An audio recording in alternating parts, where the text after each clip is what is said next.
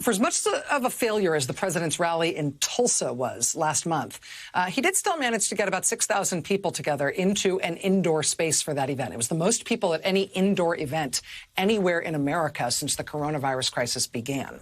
And if the risks for transmitting the virus there weren't high enough, with thousands of mainly older, maskless people shouting at the tops of their lungs, the Trump campaign actually decided to ratchet things up a bit for Tulsa on purpose.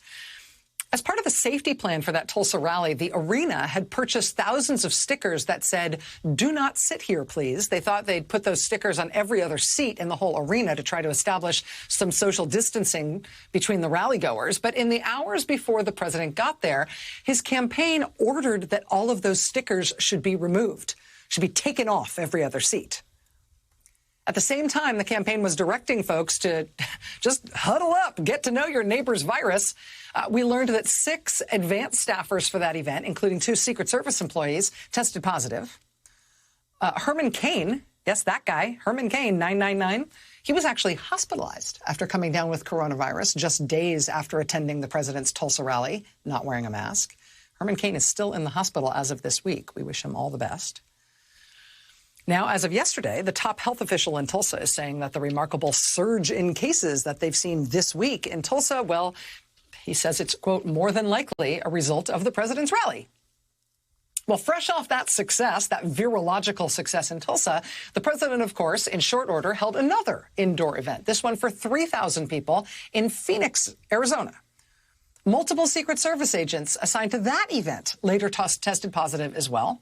In fact, the virus really tore through the ranks of Secret Service agents working on presidential and vice presidential events in Phoenix. A week later, Vice President Pence had to abruptly postpone his own planned visit to the city after his Secret Service staffers also tested positive and got sick. CNN reported that at least 8 Secret Service agents were holed up in a single hotel in Phoenix with flu-like coronavirus symptoms after prepping for Pence's visit.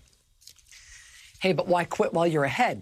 Trump and company then decamped to South Dakota for a no masks, no social distancing July 4th event at Mount Rushmore. Before the first fireworks ever even went off, we learned that Donald Trump Jr.'s girlfriend had also been diagnosed with the virus. The announcement came just hours after she'd held an indoor, unmasked fundraiser with South Dakota's Republican governor.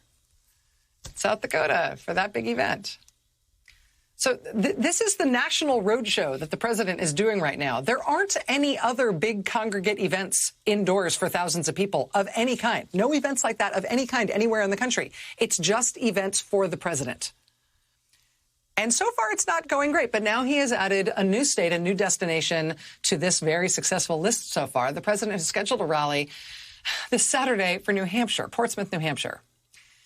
And if you are in New Hampshire, this is the last thing you need right now. There are, according to the New York Times, currently only 2 states in the union where the number of coronavirus cases is actually decreasing. There are 2 in the country, Vermont and New Hampshire. But now the president's coming to town. It'll be interesting to see how long they're able to hold on to that status, despite the president's best efforts to turn that right around. It's the worst roadshow in the history of America. Watch this space.